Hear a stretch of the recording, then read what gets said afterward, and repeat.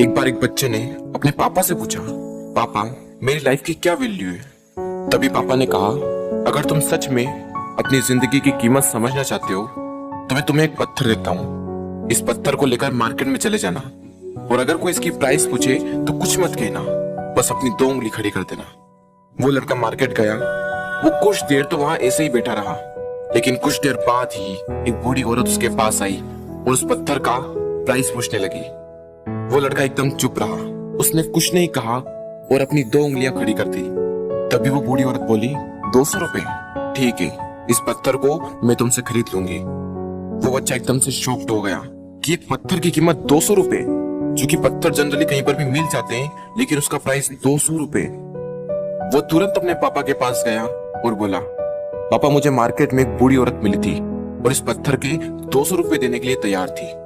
पापा ने कहा, इस बार तुम इस पत्थर को म्यूजियम में लेकर जाना और अगर कोई इसका प्राइस पूछे तो कुछ मत कहना, बस अपनी 2 उंगली खड़ी कर देना। वो लड़का म्यूजियम में गया और वहां पर एक आदमी की नजर उसके हाथ में रखे पत्थर पर पड़ी और तभी उसने उस पत्थर का प्राइस पूछा। वो बच्चा एकदम चुप रहा और उसने अपनी 2 उंगलियां खड़ी कर दी। तभी वो आदमी बोला, 20,000 रुपए, ठीक है, मैं तुम्हें इस पत्थर के 20,000 रुपए देने को तैयार हूँ, ये पत्थर तुम मुझे दे दो।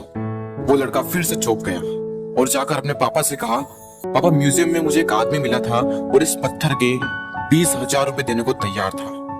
तभी उसके पापा ने कहा, अब मैं तुम्हें आखिरी जगह भेजने जा रहा हूँ और अब तुम्हें जाना है कीमती पत्थरों की दुकान पर और अगर वहां पर भी कोई प्राइस पूछे तो कुछ मत कहना, बस अपनी 2 उंगलियां खड़ी कर देना। वो लड़का जल्दी से कीमती पत्थरों की दुकान पर गया और उसने देखा कि एक बूढ़ा आदमी था जो काउंटर के पीछे खड़ा था। जैसे ही उस बूढ़े इंसान की नजर उस पत्थर पर पड़ी, वो एकदम शॉक्ड हो गया।